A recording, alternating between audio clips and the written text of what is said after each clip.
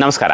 ಇನ್ನೊಂದೇನು ಅಂತಂದರೆ ಗೋಶಾಲೆ ನಿರ್ವಹಣೆ ಮತ್ತು ಅದರ ಆಗು ಹೋಗು ಕಷ್ಟ ಸುಖ ಇವುಗಳ ಬಗ್ಗೆ ನಾವು ಮಾತಾಡ್ತಾ ಹೋದಾಗ ಒಬ್ಬೊಬ್ಬರು ಒಂದೊಂದು ಥರ ಇರುತ್ತೆ. ಸಾಮಾನ್ಯವಾಗಿ ಗೋಶಾಲೆ ಅಂದರೆ ಸಾಲಾಗಿ ಒಂದು ಗೊಂತು ಮಾಡಿ ಅದರಲ್ಲಿ ಹಸುಗಳನ್ನು ಕಟ್ಟಿ ಹಾಕಿ ಇದೆಲ್ಲ ಇರುತ್ತೆ. ಆದರೆ ನಾವು ಆ ಹಸುಗಳನ್ನು ಸಂತೋಷವಾಗಿ ಇಟ್ಕೋಬೇಕು ಅನ್ನೋ ದೃಷ್ಟಿಯಿಂದ ನಾವು ಕುಟುಂಬಗಳ ಥರ ಇಟ್ಟಿದ್ದೀವಿ. ಸೊ ಕುಟುಂಬಗಳ ಥರ ಇಟ್ಟಾಗ ಅವ್ರುಗಳು ಯಾವಾಗಲೂ ಸ್ವತಂತ್ರವಾಗಿರ್ತಾರೆ, ಯಾವತ್ತೂ ಕಟ್ಟಿ ಹಾಕಲ್ಲ, ಯಾರಿಗೂ ಮುಗ್ದಾರಾಗಲಿ ಇದಾಗಲಿ ಇರಲ್ಲ.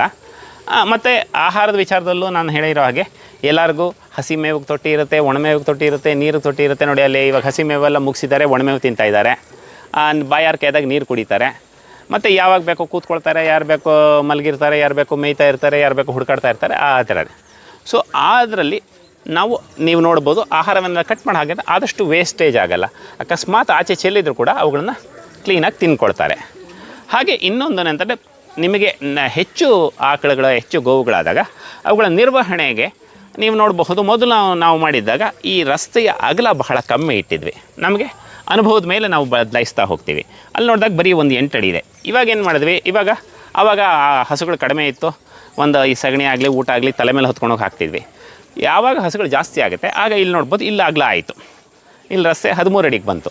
ನಾವು ಬೇಕು ಅಂದರೆ ಸಣ್ಣ ಪುಟ್ಟನ ಆಟೋ ಆಗಲಿ ಕಾರುಗಳಾಗಲಿ ಹೆಚ್ಚಿಗೆ ಆಹಾರವನ್ನು ತೊಗೊಂಡು ಓಡಾಡೋಕ್ಕೆ ಅನುಕೂಲವಾಯಿತು.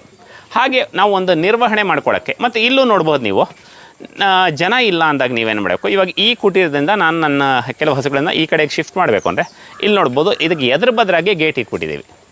ಸೊ ಇವಾಗ ಇಲ್ಲೊಂದು ಇಬ್ಬರು ಹಿಂಗೆ ಅಡ್ಡ ನಿಂತ್ಕೊಂಡು ಈ ಗೇಟ್ ತೆಗೆದು ಈ ಒಂದು ಕುಟೀರದಿಂದ ಆ ಕುಟೀರಕ್ಕೆ ನಾವು ಆಕಳುಗಳನ್ನು ಶಿಫ್ಟ್ ಕೂಡ ಮಾಡ್ಬೋದು. ಹಾಗೆ ಒಂದೊಂದೇ ಪ್ಲ್ಯಾನ್ ಮಾಡಿಕೊಂಡು ಬರಬೋದು. ಆಮೇಲೆ ಅಕಸ್ಮಾತ್ ಇವಾಗ ಬಂದ್ರಿ, ಇವಾಗ ಬೇಸಿಗೆ ಮಳೆಗಾಲದಲ್ಲಿ ಮಳೆ ಬರ್ಬೋದು, ಅವಾಗ ಏನು ಮಾಡ್ಬೋದು, ಈ 4 ಕುಟೀರ ಸೇರೋ ಜಾಗದಲ್ಲಿ ಒಂದು ಶೀಟ್ ಹಾಕಿದ್ದೀವಿ. ಸೊ ಅಕಸ್ಮಾತ್ ಸಡನ್ನಾಗಿ ಮಳೆ ಬಂತು ಅಂದರೂ ಕೂಡ ನೀವು ಯಾವುದೇ ಕಾರಣಕ್ಕೂ ಯಾವುದಾದ್ರು ಕುಟೀರದಿಂದ ಹಸುಗಳು ಆಚೆ ಬಂದಿದೆ ಅಂದರೂ ಕೂಡ ಅವುಗಳು ಮಳೆಗೆ ರಕ್ಷಣೆಯಾಗಿ ಇಲ್ಲಿ ನಿಂತ್ಕೋಬೋದು. ಯಾಕಂದರೆ ಒಳಗಡೆ ಇದ್ದಾಗ ಅಲ್ಲಿ ಶೀಟ್ ಇದೆ, ಇಲ್ಲಿ ಅಕಸ್ಮಾತ್ ಸಡನ್ನಾಗಿ ಯಾರು ತಪ್ಪಿಸ್ಕೊಂಡು ಆಚೆ ಬಂದರು ಅವ್ರಿಗೂ ಒಂದು ಶೆಲ್ಟರ್ ಇರುತ್ತೆ. ಆಮೇಲೆ ಅಕಸ್ಮಾತ್ ಜನ ಬಂದರು, ನಾವುಗಳು ವಿಸಿಟರ್ಸ್ ಬಂದ್ವಿ ಅಥವಾ ನೋಡೋರು ಹೋಗೋರು ಬರೋ ಅಂದರೆ ಅವ್ರು ಸಡನ್ನಾಗಿ ಏನಾದ್ರು ಕೂತ್ಕೋಬೇಕು ಮಾಡಬೇಕು ಅಂದರೂ ಕೂಡ ಈ ಥರ ಸಣ್ಣದಾಗಿ ನೀವು ಅಲ್ಲೇ ಏನೋ ಒಂದು ಫೆನ್ಸ್ ಮಾಡಿಸಿರಿ, ಅದಕ್ಕೆ ಒಂದು ಇದು ಮಾಡ್ಕೋಬೋದು. ಇದೆಲ್ಲ ನಿಮಗೆ ನೋಡ್ಬೋದು, ರೈಲ್ವೇಸ್ನಲ್ಲಿ ಹಾಕಿರ್ತಾರೆ ಆ ಥರ. ನೀವು ಬೇಡ ಅಂದಾಗ ನೀವು ಇದು 2 ತೆಗೆದ್ರೆ ಇದನ್ನು ಏನಾದ್ರು ಬೇರೆ ಕೆಲಸ ಮಾಡ್ಕೋಬೇಕಂದ್ರೆ ಇದಕ್ಕೆ ಬಿಟ್ಬಿಡ್ಬೋದು. ಕೆಳಗೆ ನಿಮಗೆ ಬೇಕು ಅಂತ ಕೂತ್ಕೊಳ್ಳೋಕೆ ವ್ಯವಸ್ಥೆ ಮಾಡ್ಕೋಬೋದು, ಬೇಡ ಅಂತ ಕೆಳಗೆ ಬಿಡ್ಬೋದು. ಅಂದರೆ ನೀವು ಏನಾದ್ರು ಸಾಮಾನುಗಳು ತೆಗೆಕೋಬೇಕು ಶಿಫ್ಟ್ ಮಾಡಬೇಕು ಅಂತಂದಾಗ ಆ ಥರ ಇದನ್ನು ನೀವು ನಿರ್ವಹಣೆ ಮಾಡ್ಕೋಬಹುದು.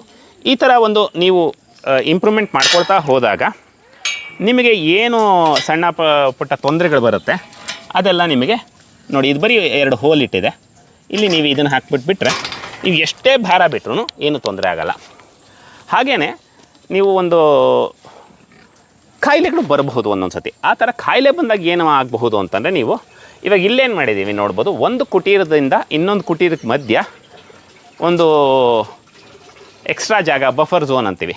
ಸೊ ಅಕಸ್ಮಾತ್ ಈ ಫ್ಯಾಮಿಲಿಯ ಹಸುಗಳಿಗೆ ಏನಾದರೂ ಒಂದು ಕಾಯಿಲೆ ಬಂದರೂ ಅದು ಹರಡ್ದಂಗೆ ಇನ್ನೊಂದು ಕುಟೀರಕ್ಕೆ ಮಧ್ಯ ಒಂದು ಖಾಲಿ ಜಾಗ ಇರುತ್ತೆ. ಈ ಥರ ಒಂದು ಇದು ಕ್ರಿಯೇಟ್ ಮಾಡ್ಕೊಳ್ಳೋದು ಒಳ್ಳೆಯದು. ಯಾಕಂತಂದರೆ ನಿಮಗೆ ಯಾವಾಗ ಬರೀ ಈ ಫೆನ್ಸ್ ಪಕ್ಕ ಇಲ್ಲೂ ಹಸು ಬಿಟ್ಟಾಗ ಒಂದಕ್ಕೊಂದು ಮುಟ್ಕೊಂಡಾಗ ಅಕಸ್ಮಾತ್ ಏನಾದರೂ ಸಾಂಕ್ರಾಮಿಕ ರೋಗ ಇದ್ದಾಗ ಒಂದಕ್ಕೊಂದು ಹರಡ್ಬಿಡುತ್ತೆ. ಸೊ ಇದಕ್ಕೋಸ್ಕರ ಈ ಥರ ಮಾಡ್ಕೊಳ್ಳೋದು ಇನ್ನೂ ಒಂದು ಉತ್ತಮವಾದ ಇದು. ಅದಲ್ಲದೆ ನೀವು ಇಲ್ಲೂ ನೋಡಬಹುದು, ಮೇಲೆ ಮುಂದೆ ನಿಮಗೆ ಬೆಳಕಿನ ವ್ಯವಸ್ಥೆ ಮಾಡ್ಕೋಬೇಕು, ಇನ್ನೇನಾದ್ರು ವ್ಯವಸ್ಥೆ ಮಾಡ್ಕೋಬೇಕಂದ್ರೆ ಇಲ್ಲಿ ನೋಡ್ಬೋದು. ನೀವು ಇಲ್ಲಿ ಈ ಕಂಬಗಳಿಗೆ ಒಂದು ಪೈಪ್ ಹಾಕಿ ಇದಕ್ಕೊಂದು ನಟ್ ಹಾಕಿದ್ದೀವಿ.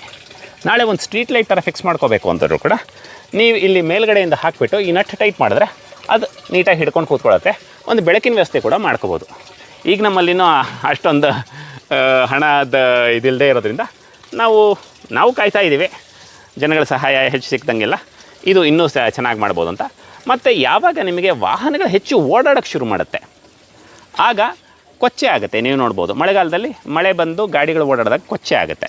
ಆ ಕೊಚ್ಚೆ ಆಗದೆ ಇರೋ ಥರ ಆದರೂ ಕೂಡ ಮಳೆ ನೀರು ಇಂಗೋ ಥರ ನಾವಿಲ್ಲಿ ಪೇವರ್ ಬ್ಲಾಕ್ಸ್ ಅಂತೀವಿ. ಕೆಳಗಡೆ ಏನಿಲ್ಲ, ಬರೀ ಮಣ್ಣು ಮೇಲೆ ನಾವು ಸುಮ್ಮನೆ ಜೋಡಿಸಿರೋದು. ಇಲ್ಲಿ ನೋಡ್ಬೋದು, ನಮ್ಮ ಹಸುಗಳೆಲ್ಲ ಕಿತ್ತು ಹಾಕಿದ್ದಾರೆ ಒಂದಷ್ಟು, ಬರೀ ಮಣ್ಣು ಮೇಲೆ ಬೇರೆ ಜೋಡಿಸಿರೋದು. ಸೊ ಅದರಿಂದ ಮಳೆ ನೀರು ಕೂಡ ಇಂಗಬೇಕು. ಯಾಕಂದರೆ ನೀವು ಕೃಷಿ ಜಾಗದಲ್ಲೇ ಗೋವಿನ ನಿರ್ವಹಣೆ ಮಾಡೋದಾದ್ರಿಂದ ಮಳೆ ನೀರು ಯಾವತ್ತೂ ನಿಮ್ಮ ಭೂಮಿಯಲ್ಲೇ ಇರಬೇಕಾದಾಗ ಸಿಮೆಂಟ್ ಫುಲ್ ಕಾಂಕ್ರೀಟ್ ಮಾಡಿದೆ ನೀವು ಈ ಥರ ಬರೀ ಪೇವರ್ ಬ್ಲಾಕ್ ಜೋಡಿಸಿದೆ, ಹಸುಗಳಿಗೂ ಕೊಚ್ಚೆ ಆಗೋಲ್ಲ, ಗಾಡಿಗಳು ಓಡಾಡಿದ್ರೂ ಏನು ತೊಂದರೆ ಇಲ್ಲ, ಮತ್ತು ಮಳೆ ನೀರು ಕೂಡ ಪೂರ ಇಂಗುತ್ತೆ.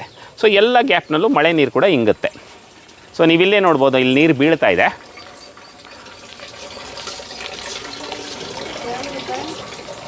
ನೀರು ಬೀಳ್ತಾ ಇರೋದೆಲ್ಲ ಹರಿತಾ ಇಲ್ಲ, ಅಲ್ಲೇ ಒಳಗೆ ಹೋಗ್ತಾ ಇದೆ.